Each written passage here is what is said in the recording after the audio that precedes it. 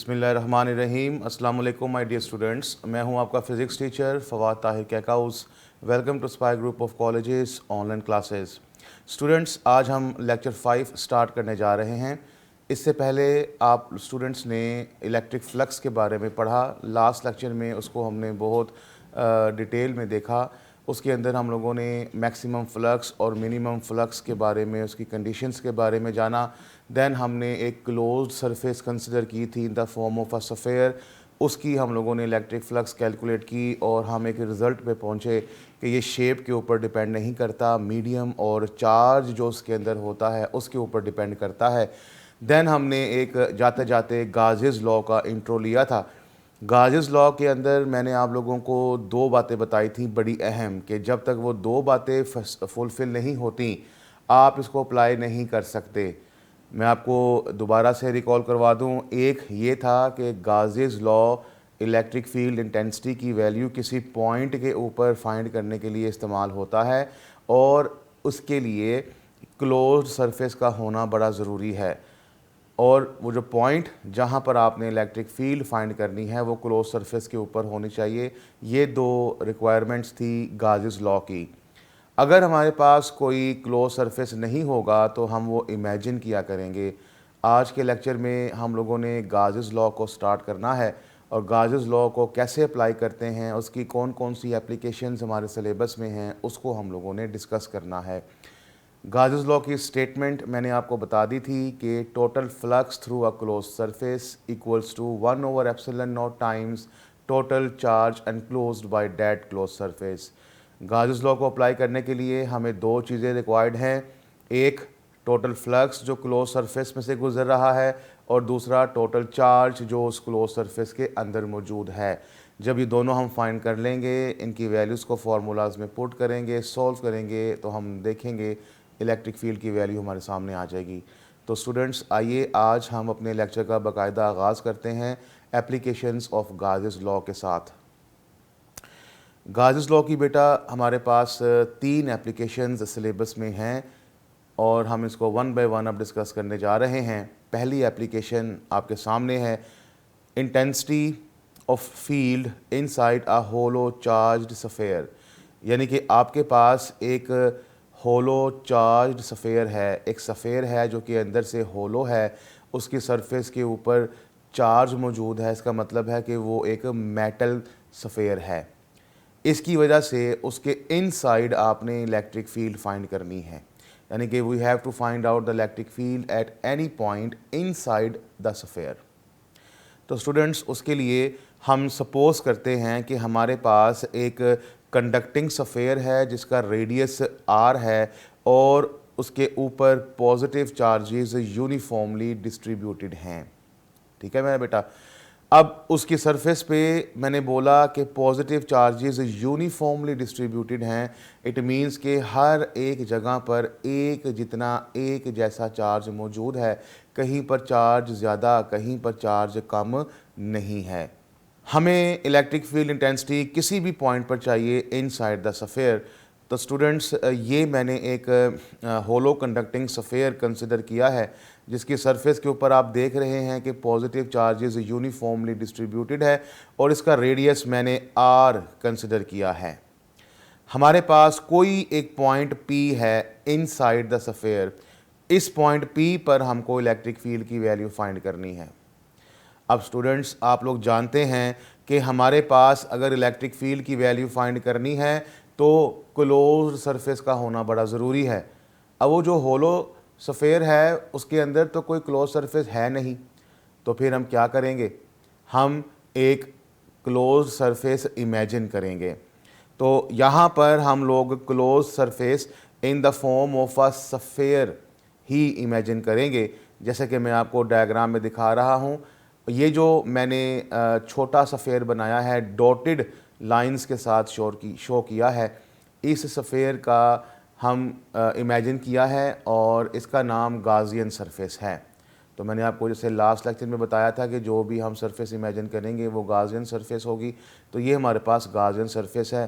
अब आप देख रहे हैं कि हमारे पास क्लोज सरफेस भी मौजूद है और वो पॉइंट जहाँ पर इलेक्ट्रिक फील्ड फाइंड करनी है वो सरफेस के ऊपर है। तो दोनों कंडीशंस हमारे पास इसकी फुलफ़िल हो गई हैं, लिहाजा अब हम इसके ऊपर गाज़िस लॉ अप्लाई कर सकते हैं। डायग्राम में आप देख लीजिएगा, मैंने जो गिवन सफ़ेयर था उसका रेडियस कैपिटल आर रखा है और जो गाजियन सफ़ेयर है उसका मैंने रेडियस आर प्राइम रखा है, और ये अंडरस्टूड है कि वो सफ़ेयर छोटा है तो आर प्राइम छोटा है आर से। तो अब चूंकि हम लोग इसकी कंडीशंस को फुलफ़िल कर चुके हैं, आइए अब हम गाज़िस लॉ को अप्लाई करते हैं। गाज़िस लॉ की स्टेटमेंट आपके सामने लिखी है बेटा। अब यहाँ पर जो टोटल इलेक्ट्रिक फ्लक्स है, इलेक्ट्रिक फ्लक्स अगर हम प्रीवियस लेक्चर में देखें तो हम पढ़ चुके हैं कि वो ई डॉट डेल्टा ए के बराबर होता है, 1/एप्सिलॉन टाइम्स और total charge enclosed with in a closed surface. ज़रा डायग्राम को गौर से देखिए, जो क्लोज सरफेस है, गाजियन सरफेस है, उसके अंदर कोई भी चार्ज मौजूद नहीं है। चार्ज मौजूद है on the surface of the metallic sphere. तो गाजियन सरफेस में कोई चार्ज मौजूद नहीं है, इसलिए यहाँ पर ये सिफर आ जाएगा। तो हमारे पास राइट हैंड साइड ज़ीरो हो जाएगी। तो बेटा मैथमेटिकली अगर दो चीज़ों का प्रोडक्ट ज़ीरो हो तो दोनों में से कोई एक सिफर होता है, या तो ई सिफर होगा या डेल्टा ए सिफर होगा। लेकिन डेल्टा ए आपको मालूम है कि ये वेक्टर एरिया है, एरिया जो है हमारे पास वो 4πr स्क्वायर होता है सफ़ेयर का, तो ये तो हमारे पास ज़ीरो नहीं हो सकता, एरिया तो किसी भी सूरत में ज़ीरो नहीं हो सकता। लिहाजा अगर एरिया ज़ीरो नहीं है तो फिर ई ज़ीरो है। हम फिर ये कह सकते हैं कि इलेक्ट्रिक फील्ड इंटेंसिटी जो है ज़ीरो निकलेगी inside a hollow charged conducting sphere. तो स्टूडेंट्स, यहाँ से आपको एक रिज़ल्ट पता लग गया कि अगर हमारे पास एक कंडक्टिंग सफ़ेयर हो, एक मेटालिक सफ़ेयर हो, तो उसके इनसाइड एक ऐसा रीजन होता है जहाँ पर कोई भी इलेक्ट्रिक फील्ड मौजूद नहीं होती, यानी कि ये फील्ड फ्री रीजन होता है। इट मीन्स कि हम इसके अंदर इलेक्ट्रिकल इंटरफेरेंस को रोक सकते हैं, इलेक्ट्रिकल डिस्टॉर्शंस को रोक सकते हैं। हमारे पास बेटा जितने भी सर्किट्स होते हैं, छोटे छोटे इलेक्ट्रिकल सर्किट्स, या हमारे पास जो इलेक्ट्रिकल अप्लायंसेस होती हैं, उनके अंदर जो सर्किट्स लगाए जाते हैं उनको हम लोग मेटालिक बॉक्सेस के बीच में रखते हैं। यही एप्लीकेशन की बेस पर हम उनको जब मेटालिक बॉक्सेस के बीच में रखते हैं तो उनकी वजह से हम लोग इलेक्ट्रिकल इंटरफेरेंस को रोक पाते हैं, डिस्टॉर्शंस को, डिस्टर्बेंस को जो इलेक्ट्रिकल होती हैं उनको रोक सकते हैं। इसीलिए हम इस चीज़ को नाम देते हैं शील्डिंग का। तो ये मेरा बेटा एक इम्पोर्टेंट एमसीक्यू भी है, शॉर्ट क्वेश्चन भी है। ये जो आपने पहली एप्लीकेशन अभी पढ़ी है, intensity of electric field inside a hollow charge sphere, ये स्टूडेंट्स आपके पास एक शॉर्ट क्वेश्चन है, ये एग्ज़ाम में आता रहता है। सिमिलरली ऐसा ही एक क्वेश्चन आपकी एक्सरसाइज में मौजूद है, लेकिन वहाँ पर उसने बैलून का जिक्र किया है, यहाँ पर उसने चार्ज्ड सफ़ेयर कहा है, वहाँ पे चार्ज्ड बैलून कहा है। तो उसका भी सोल्यूशन आप सेम टू सेम ये लिख सकते हैं। तो स्टूडेंट्स, ये एक शॉर्ट क्वेश्चन था जो कि आप लोगों के साथ मैंने शेयर किया, और एक इम्पोर्टेंट कॉन्सेप्ट मैंने आपको दिया शील्डिंग का। तो लिहाजा हम मेटालिक बॉक्सेस इस्तेमाल करते हैं इलेक्ट्रिकल सर्किट्स में ताकि हम इलेक्ट्रिकल इंटरफेरेंसेस को रोक सकें। आइए अब हम सेकंड एप्लीकेशन पे चलते हैं। बेटा second application is the most important application. ये लॉन्ग क्वेश्चन है, एग्ज़ाम में ये पूछा जाता है और ये बड़ा इम्पोर्टेंट है, कॉन्सेप्ट वाला है, बड़े ही ध्यान से आप लोगों ने सुनना है। सेकंड एप्लीकेशन का नाम है जी electric intensity due to an infinite sheet of charge. यानी कि आपके पास एक शीट होगी, एक सरफेस होगी, उसके ऊपर वो इनफाइनाइट एक्सटेंट की होगी। इनफाइनाइट एक्सटेंट का मतलब है कि आप उसका साइज़ कोई भी रख सकते हैं। मैंने आपको पहले भी शायद इन्फिनिटी का मतलब बताया था। इनफाइनाइट का मतलब है जो फिक्स ना हो, जिसके बारे में आप कंफर्म ना बता सकते हों। तो आपके पास एक इनफाइनाइट एक्सटेंट की शीट है, उसका साइज़ आप कोई भी ले सकते हैं, उसके ऊपर पॉजिटिव चार्जेस यूनिफॉर्मली डिस्ट्रीब्यूटेड हैं। कहता है कि अगर ऐसा है तो उसके पास एक पॉइंट पी ले लें जहां पर आपने मुझे इलेक्ट्रिक फील्ड इंटेंसिटी की वैल्यू बतानी है। तो स्टूडेंट्स, जैसे आपको मालूम है कि अगर आपको इलेक्ट्रिक फील्ड इंटेंसिटी चाहिए तो फिर आपको गाउस लॉ अप्लाई करना है। तो देखिए हम यहाँ पर उसके गिवन रिक्वायरमेंट के मुताबिक हमने एक इनफाइनाइट एक्सटेंट की शीट ले ली जिसके ऊपर पॉजिटिव चार्जेस यूनिफॉर्मली डिस्ट्रीब्यूटेड हैं और हम किसी भी पॉइंट पी पर इलेक्ट्रिक फील्ड इंटेंसिटी की वैल्यू फाइंड करना चाहते हैं। तो लीजिए स्टूडेंट्स, ये मैंने आपके सामने एक इनफाइनाइट एक्सटेंट की शीट ले ली। उसके ऊपर आप देख रहे हैं कि पॉजिटिव चार्जेस यूनिफॉर्मली डिस्ट्रीब्यूटेड हैं। अब चूंकि ये पॉजिटिव चार्जेस हैं, इलेक्ट्रिक फील्ड आपको मालूम है कि पॉजिटिव चार्ज से अवे जाती है, आप लोग लास्ट लेक्चर में पढ़ चुके हैं। तो यहाँ पर मैंने इलेक्ट्रिक फील्ड लाइंस को शो किया है, कुछ अपवर्ड हैं कुछ डाउनवर्ड हैं, हर तरफ होंगी, लेकिन डायग्राम को एक सिस्टमेटिक बनाने के लिए मैंने इसको चंद लाइंस दिखाई हैं। और एक पॉइंट पी मैंने आपके सामने ही रखा है जहाँ पर मुझे इलेक्ट्रिक फील्ड की वैल्यू चाहिए। अब चूँकि आपको पता है कि गाउस लॉ क्या कहता है कि मेरी रिक्वायरमेंट्स पूरी करो। कौन कौन सी दो रिक्वायरमेंट्स हैं? एक क्लोज सरफेस हो और दूसरा वो पॉइंट जहाँ पर फाइंड करना है वो क्लोज सरफेस के ऊपर होना चाहिए। तो लीजिए जनाब, अब चूँकि हमारे पास यहाँ पर क्लोज सरफेस नहीं है तो हम यहाँ पर एक क्लोज सरफेस इमेजिन करने लगे हैं in the form of a uniform cylinder. बेटा याद रखिएगा, मैंने यहाँ पे जानबूझकर यूनिफॉर्म सिलेंडर लिया है क्योंकि यूनिफॉर्म सिलेंडर हमारी वर्किंग को बहुत ही आसान कर देता है। अक्सर स्टूडेंट्स सवाल करते हैं सर कि हम गाउसियन सरफेस जो इमेजिन करते हैं वो हम इसी शेप की क्यों लेते हैं जो हमें बताई गई है। बेटा एक्सपेरिमेंटल रिजल्ट्स ये बताते हैं कि हमेशा वो सरफेस इमेजिन करनी है जो आपकी वर्किंग को आसान करे, जो आपकी बातों को जस्टिफाई करे, जो एक्सपेरिमेंटल फैक्ट्स को क्लियर कर दे। इसलिए हम वहाँ वही सरफेस इमेजिन करते हैं जो हमारे लिए सूटेबल होती है। डेट इज़ वाई मैंने पहली एप्लीकेशन में सफ़ेद लिया था और अब सेकंड एप्लीकेशन में मैं यूनिफॉर्म सिलेंडर ले रहा हूँ। बेटा सिलेंडर की एग्जांपल आप यूँ समझ लीजिए कि जैसे ये मेरे हाथ में ये पेन है, ये एक सिलेंडर नुमा है।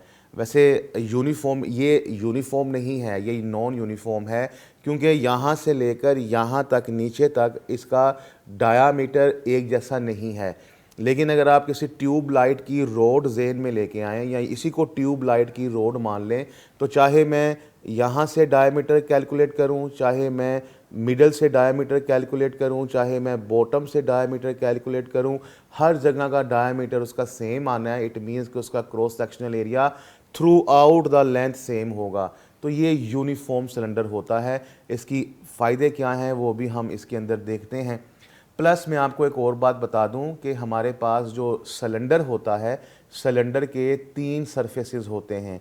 एक हमारे पास ये अपर सरफेस होता है ये वाला, एक हमारे पास ये नीचे वाला बॉटम का सरफेस होता है और तीसरा इसका ये कर्वेचर होता है, कर्व सरफेस होती है। तो 3 सरफेसेस होते हैं हमारे पास यूनिफॉर्म सिलेंडर के या किसी भी सिलेंडर के। तो ये मैं आपको इसलिए बता रहा हूँ कि अभी हम लोगों ने इसको इस्तेमाल करना है। अब चूंकि मेरा बेटा हमारे पास गाउसियन सरफेस नहीं है तो ये मैंने बेटा गाउसियन सरफेस इमेजिन कर ली जो कि आपके सामने है और आप क्लियरली देख रहे हैं कि पॉइंट पी हमारे पास इस सिलेंडर के एक सरफेस के ऊपर मौजूद है जो कि मैंने ऊपर टॉप सरफेस लिया है।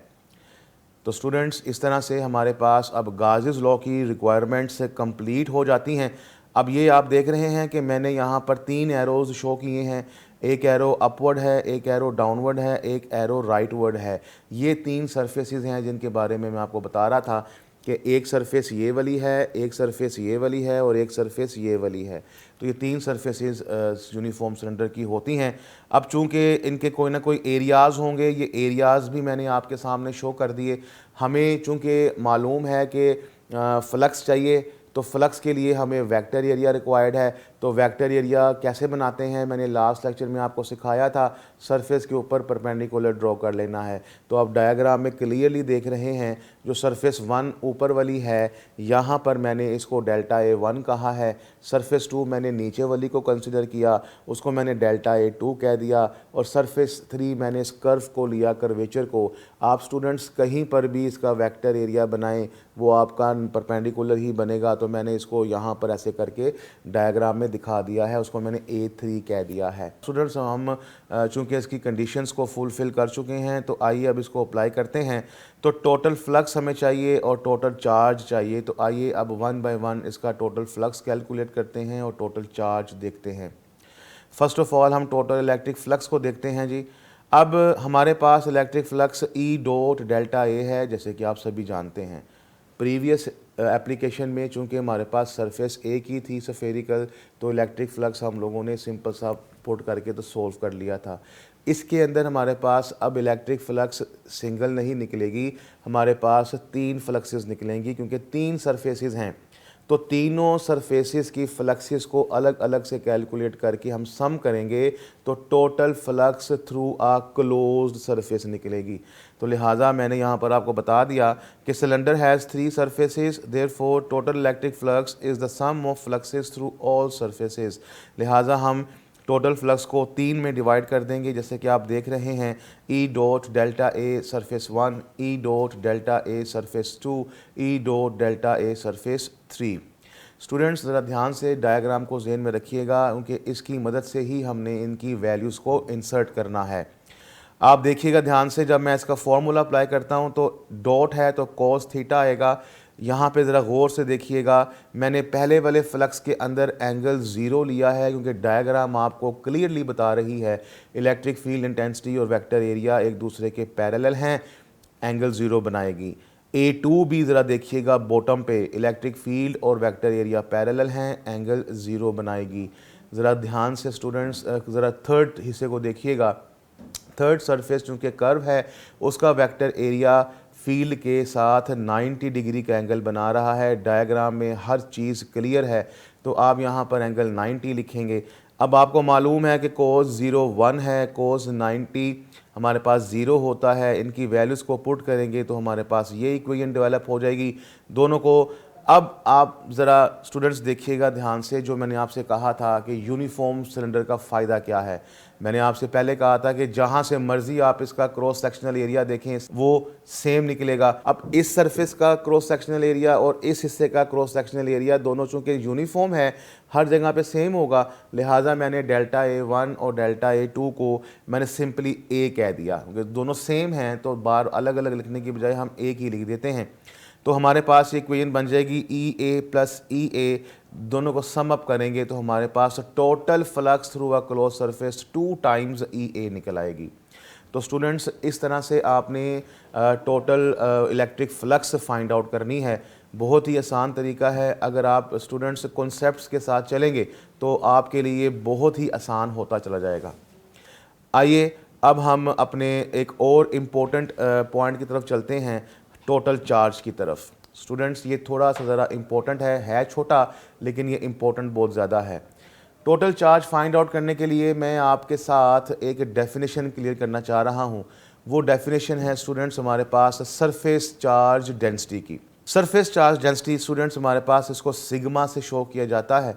इसकी डेफिनेशन है चार्ज पर यूनिट एरिया, यानी कि एक सरफेस एक यूनिट एरिया के ऊपर कितना चार्ज है। तो ये फॉर्मूला आपके सामने है। हम यहाँ से चार्ज कैसे निकालेंगे, मैं आपके साथ एक एग्जांपल शेयर करता हूँ, होपफुली आपको समझ आ जाएगी। स्टूडेंट्स अगर मेरे पास मुझे एक चीज़ ख़रीदनी है, पेन। ये पेन जब मैं ख़रीदने जाता हूँ तो ये मेरे पास एक सिंगल पेन है, एक सिंगल यूनिट है।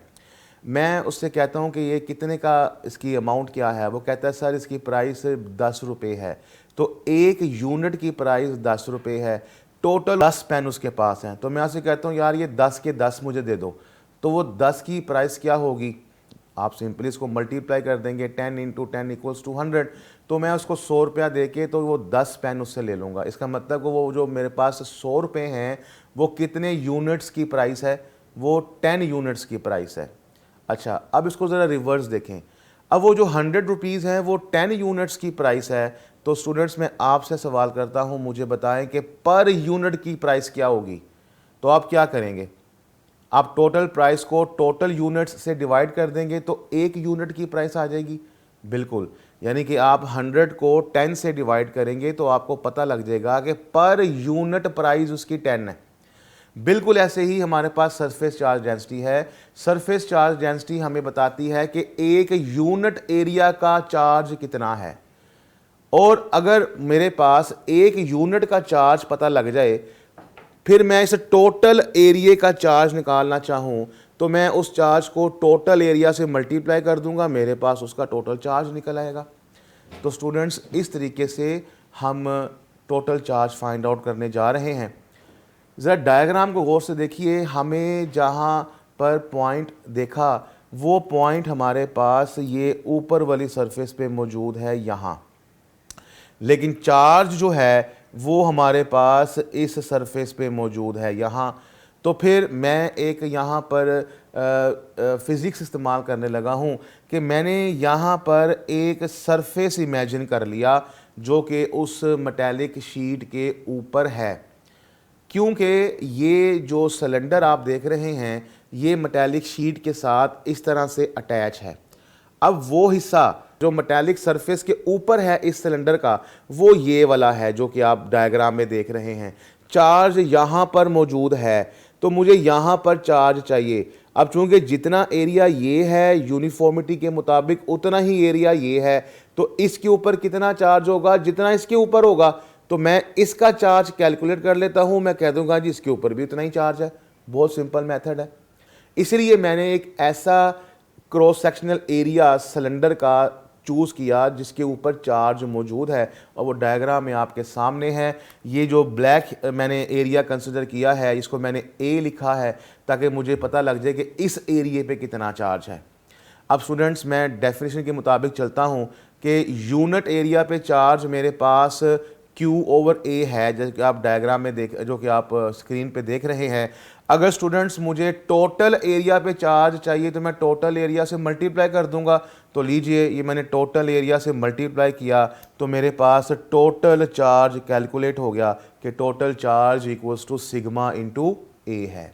इसका मतलब ये हो गया कि हमारे पास ये जो ब्लैक कलर का मैंने एरिया कंसिडर किया था इसके ऊपर टोटल चार्ज हमारे पास सिग्मा ए है। अब इतना ही चार्ज, जितना चार्ज यहाँ पर मौजूद होगा उतना ही चार्ज यहाँ पर भी होगा, तो लिहाजा मेरे पास जो टोटल चार्ज है वो कितना निकल आया, Q इक्वल्स टू सिग्मा ए।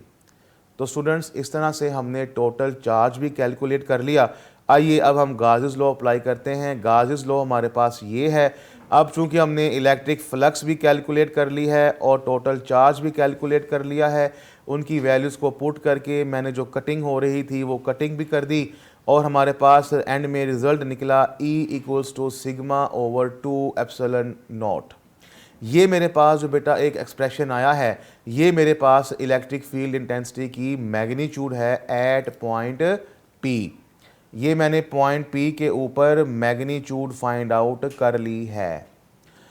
अब मेरा बेटा चूंकि इलेक्ट्रिक फील्ड इंटेंसिटी हमारे पास एक वेक्टर क्वांटिटी है तो उसकी डायरेक्शन भी होगी। डायरेक्शन के लिए मैंने यूनिट वेक्टर R का सहारा लिया जो कि आप पहले भी हम डिस्कस कर चुके हैं। तो जैसे ही मैंने R इंट्रोड्यूस करवाया ये इसकी वेक्टर फॉर्म बन गई। यहाँ पर R चूँकि डायरेक्शन को शो कर रहा है, और याद रखिएगा यहाँ पर R डायरेक्शन को जो शो कर रहा है उसकी direction away from the sheet है। डायग्राम में भी आप देख सकते हैं कि R unit vector is the direction of E which is away from the sheet of positive charge. इसको आप लोगों ने लाजमी बताना है, अदरवाइज आपके मार्क्स डिडक्ट होंगे।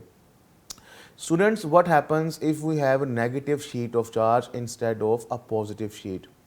अगर मेरे पास कोई पॉजिटिव शीट नहीं है, मेरे पास नेगेटिव शीट आ जाए, तो फिर स्टूडेंट्स आप डायग्राम में देख रहे हैं सिर्फ इलेक्ट्रिक फील्ड इंटेंसिटी की डायरेक्शन पे फ़र्क पड़ेगा, बाकी वर्किंग सारी की सारी वही रहेगी। लिहाजा अब अगर मैं इसको दिखाना चाहूँ तो मैं इसको नेगेटिव R यूनिट वेक्टर के साथ दिखाऊंगा, और नेगेटिव R क्या बता रहा है कि इसकी डायरेक्शन जो है पहले away from the positive sheet थी, अब टूवर्ड्स द नेगेटिव शीट हो जाएगी। लिहाजा सिर्फ डायरेक्शन पे फ़र्क पड़ेगा और मैग्नीट्यूड वही रहेगी। तो ये दोनों बातें स्टूडेंट्स आप लोगों ने बतानी हैं। जब आप ये बताएंगे तो आपके मार्क्स 100% 5 आउट ऑफ 5 आएंगे, एक नंबर भी आपका नहीं कटेगा। स्टूडेंट्स ये हमारे पास सेकंड एप्लीकेशन थी गाउस लॉ की, बहुत इंपॉर्टेंट थी। इसमें आपने एक नई डेफिनेशन सरफेस चार्ज डेंसिटी के बारे में सुना, ये एक इम्पोर्टेंट शॉर्ट क्वेश्चन भी है। प्लस इसका जो रिज़ल्ट हमने कैलकुलेट किया है इलेक्ट्रिक फील्ड इंटेंसिटी का due to infinite sheet of charge, ये भी MCQ में पूछा जाता है, और ये भी पूछा जाता है कि इसकी डायरेक्शन क्या है, अवे है कि टूवर्ड्स है। तो आपको ये पढ़ने के बाद मालूम हो गया होगा, पॉजिटिव शीट होगी तो अवे होगा, नेगेटिव शीट होगी तो टूवर्ड्स होगा। ये पूरे का पूरा जो सेकंड एप्लीकेशन है ये लॉन्ग क्वेश्चन था। इसके अंदर जो एमसीक्यूज थे, शॉर्ट क्वेश्चंस थे, वो मैंने आपको बता दिए। मैं आपको साथ साथ जो जो बातें बताता रहता हूँ इसको नोट करते रहा कीजिए। जो एमसीक्यू कहूँ वहाँ पे एमसीक्यू लिख लीजिए, जो वहाँ पे लॉन्ग कहूँ उस पर लॉन्ग लिख लीजिए। अनसीन क्वेश्चंस लॉन्ग क्वेश्चंस के अंदर से ही बनते हैं, तो वो शॉर्ट क्वेश्चन भी मैं आपको साथ साथ बताता जा रहा हूँ। तो आइए स्टूडेंट्स, अब हम अपने लास्ट एप्लीकेशन की तरफ चलते हैं। वो है electric intensity between two oppositely charge plates. अगर आपको सेकंड एप्लीकेशन समझ आ गई है तो थर्ड एप्लीकेशन हमारी जल्दी हो जाएगी, क्योंकि सारी बातें वही हैं, सिर्फ डायग्राम में फ़र्क होगा। अब चूंकि बेटा उसने हमें दो अपोजिटली चार्ज प्लेट्स कही हैं, हम दो अपोजिटली चार्ज प्लेट्स ले लेते हैं जिनके ऊपर एक जितना और अपोजिट चार्ज है, जैसे कि आप डायग्राम में देख रहे हैं। मैंने एक प्लेट पॉजिटिव ली है, एक प्लेट नेगेटिव ली है। इलेक्ट्रिक फील्ड इंटेंसिटी हम चूंकि पहले पढ़ चुके हैं, इनके बीच में यूनिफॉर्म होती है, किसी भी पॉइंट पर डायरेक्शन सेम होती है हर पॉइंट पर, और वो पैरेलल लाइंस के साथ शो होती हैं, जो कि आप डायग्राम में क्लियरली देख रहे हैं। एक बात और ज़हन में रखिएगा कि इलेक्ट्रिक फील्ड इन दो प्लेट्स के दरमियान में होती है, प्लेट्स के अंदर इलेक्ट्रिक फील्ड एग्जिस्ट नहीं करती, लिहाजा electric field inside the plate zero होती है। अब वो कहता है जी कि हमारे पास एक पॉइंट P है जहाँ पर आपने इलेक्ट्रिक फील्ड इंटेंसिटी फाइंड करनी है। वो पॉइंट P मैंने ये कंसिडर किया, जैसे कि आपको पता है कि गाउस लॉ अप्लाई करना है। गाउस लॉ कहता है क्लोज सरफेस होनी चाहिए।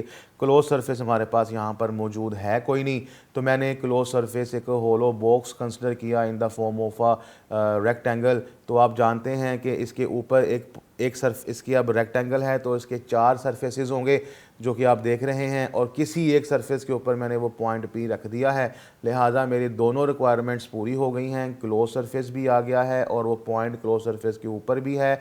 लिहाजा अब मैं इसके ऊपर अप्लाई गाउस लॉ कर सकता हूं। अब चूंकि स्टूडेंट्स मैंने आपसे कहा इसकी चार सरफेसेस हैं, तो ये आपके सामने मैंने एरोस के साथ शो किया है। ये जो चौथी साइड है, ये चूंकि प्लेट के अंदर मौजूद है, मैंने यहाँ पर आपको एक चीज़ बतानी है, इसलिए मैंने वो सरफेस यहाँ पर मेंशन नहीं की। लेकिन मैं आपको बता दूँ कि यहाँ पर ये भी एक सरफेस है हमारे पास, जो कि चौथी सरफेस है। चार सरफेसेस हैं, ये चौथी सरफेस के बारे में मैंने कुछ बात करनी है, वो भी देखते हैं। लिहाजा अब इनके एरियाज़ लेने हैं। मैंने वैसे ही जैसे पहले लिए थे 1 2 3 करके, यहाँ पर भी मैंने 1 2 3 करके शो कर दिए हैं। आई होप अब आपको समझ आ रहा होगा कि delta A1, delta A2, delta A3 क्या है। ये वेक्टर एरियाज़ मैंने बनाए हैं ताकि हमें इलेक्ट्रिक फ्लक्स निकालने में आसानी हो जाए। लीजिए जी, हमारी रिक्वायरमेंट्स पूरी हो गई, हम गाउस लॉ अप्लाई करते हैं। हमें फ्लक्स चाहिए, टोटल चार्ज चाहिए, तो आइए पहले फ्लक्स कैलकुलेट करते हैं। अब बताइए, मैंने जो बॉडी कंसिडर की है उसके अंदर कितने फेसेस हैं? चार फेसेस हैं। तो पिछली सेकंड एप्लीकेशन में कितने फेसेस थे? तीन थे, तो टोटल तीन में डिवाइड हो गई थी। यहाँ पर चार फेसेस हैं तो टोटल चार में डिवाइड हो जाएगी। ये आपके सामने मैंने चारों के चारों लिख दिए। अब जब मैं इनकी वैल्यूज़ को लिखूँगा, ध्यान से देखिएगा। पहले वाली को एंगल 90 बनाएगी, दूसरे वाली को एंगल 0 बनाएगी, तीसरी वाली को एंगल 90 बनाएगी, और चौथी वाली को देखिए, मैंने चौथी वाली को मैंने लिखा ही नहीं है, मैंने वहाँ पे 0 लिख दिया है। अब आप ज़रा मुझे सोच के बताइए मैंने यहाँ पे 0 क्यों लिखा है। यहाँ पर 0 मैंने इसलिए लिखा है कि उस चौथे फेस के ऊपर इलेक्ट्रिक फील्ड 0 होगी, क्योंकि electric field inside the plate नहीं है और चौथी साइड मैंने इनसाइड द प्लेट रखी है। मैं फिर वही बात करूंगा कि हमने वो काम करना है जो हमारे रिजल्ट्स को वेरीफाई करे और हमारी वर्किंग को आसान करे, इसलिए मैंने इसको इनसाइड द प्लेट रखा है। तो चौथी साइड मैंने इसलिए मेंशन नहीं की थी क्योंकि उसने वर्किंग में आना नहीं था, लेकिन चूंकि असूल के मुताबिक उसकी चार साइडें हैं, ज़ाहिर हमें ज़रूर करनी है, लेकिन उसको बताना हम इस तरह से एक्सप्लेन कर देंगे। लिहाजा बेटा हमारे पास चूँकि 90 0 है और cos 0 1 है, तो हमारे पास E डेल्टा A2 निकल आएगा। अब चूँकि हमारे पास चारों सरफेसेस में से एक फेस बचता है, तो उसका हम A2 लिखने की बजाय मैं उसको फ़र्ज़ कर लेता हूँ कि वो A है। लिहाजा मेरे पास जो टोटल फ्लक्स है वो E इंटू A निकलेगी। ठीक है स्टूडेंट्स, तो मैंने यहाँ पर टोटल इलेक्ट्रिक फ्लक्स इस तरह से कैलकुलेट की। सेम वही मेथडोलॉजी जो हमने पीछे इस्तेमाल की है वही है। अब आ जाइए टोटल चार्ज के ऊपर, तो टोटल चार्ज भी बिल्कुल वैसा ही है। क्या डेफिनेशन थी सरफेस चार्ज डेंसिटी की? Charge per unit area. तो मैंने बिल्कुल वैसे ही सरफेस चार्ज डेंसिटी को इस्तेमाल किया। यूनिट एरिया के ऊपर हमारे पास सिग्मा है, तो टोटल एरिया ए के ऊपर जो हमारे पास फेस 2 है, जिसको मैं एरिया ए कह चुका हूँ, तो टोटल ए के ऊपर कितनी होगी, मैं ए से मल्टीप्लाई कर दूंगा तो मेरे पास हमारे टोटल चार्ज निकल आएगा। अब हमारे पास हमने टोटल फ्लक्स भी निकाल ली है, टोटल चार्ज भी निकाल लिया है। तो आइए इनकी वैल्यूज़ गाउस लॉ में हम इंसर्ट करते हैं। अब जब वैल्यूज़ पुट करेंगे तो हमारे पास ए से ए कैंसिल हो जाएगा और इलेक्ट्रिक फील्ड इंटेंसिटी आप देखेंगे वो सिग्मा ओवर एप्सिलॉन नॉट आ जाएगी। This is the magnitude. इसी तरह बेटा अगर आप हम इसकी डायरेक्शन के बारे में बताएं और अगर आप इसकी मैग्नीट्यूड को देखें, मैं पहले ही बता चुका हूं कि हर पॉइंट पे सेम होगी, हम पहले पढ़ भी चुके हैं। अगर आप इसकी डायरेक्शन को शो करना चाहते हैं तो यूनिट वेक्टर लिखेंगे, आर यहाँ पर कहाँ से कहाँ होगा, बहुत simple, positive plate to negative plate. ठीक है स्टूडेंट्स। अच्छा, अब आप लोगों ने जो एप्लीकेशन नंबर 2 पढ़ी है उसके अंदर आपने इलेक्ट्रिक फील्ड की वैल्यू देखी है सिग्मा ओवर 2 एप्सिलॉन नॉट, और एप्लीकेशन नंबर 3 में आपने इलेक्ट्रिक फील्ड की वैल्यू देखी है सिग्मा ओवर एप्सिलॉन नॉट। तो लेट्स से ये मेरे पास ई प्राइम है, तो आप मुझे इन दोनों में से देख के बताइए कौन सी वैल्यू बड़ी है, कौन सी वैल्यू छोटी है। आप सिंपली कहेंगे सर कि हमारे पास जो ये ई प्राइम है ये वैल्यू बड़ी है ई से, बिकॉज ई जो है वो 2 से डिवाइड हो रहा है। इट मीन्स आप ये भी कह सकते हैं कि हमारे पास जो electric field intensity between due to infinite sheet of charge जो है वो electric field intensity between due to 2 oppositely charge plates का हाफ है। इट मीन्स कि 2 अपोजिटली चार्ज प्लेट्स हों तो हमारे पास इलेक्ट्रिक फील्ड स्ट्रॉन्ग होती है, और अगर हमारे पास सिंगल चार्ज प्लेट हो तो इलेक्ट्रिक फील्ड उससे वीक होती है। तो ये भी एक इंपॉर्टेंट कॉन्सेप्ट है, इंपॉर्टेंट एमसीक्यू है जिसके ऊपर आपसे डिबेट की जा सकती है। तो स्टूडेंट्स, ये हमारे पास गाउस लॉ था। गाउस लॉ की तीनों एप्लीकेशंस थी जो हम लोगों ने डिटेल्ड में पढ़ी। आई होप कि आप सब स्टूडेंट्स को ये लेक्चर समझ आ जाएगा। आप अपनी क्यूरीज़ हमें लाजमी बताइए, और अगर आपका कोई पॉइंट होता है उस पॉइंट को मैं आपको सजेस्ट करूँगा कि पहले वीडियो को उस पॉइंट पे जाके दोबारा देखिए, 2 से 3 दफ़ा सुनिए, और फिर भी समझ नहीं आती तो फिर मैं हाज़िर हूँ। आपके तमाम पिछली क्यूरीज़ का जवाब भी आपको दिया गया है, इंशाल्लाह आगे भी दिया जाएगा। अपने टीचर को नेक्स्ट लेक्चर तक के लिए इजाज़त दीजिए। अपना खूब ख्याल रखिएगा। अल्लाह हाफिज़।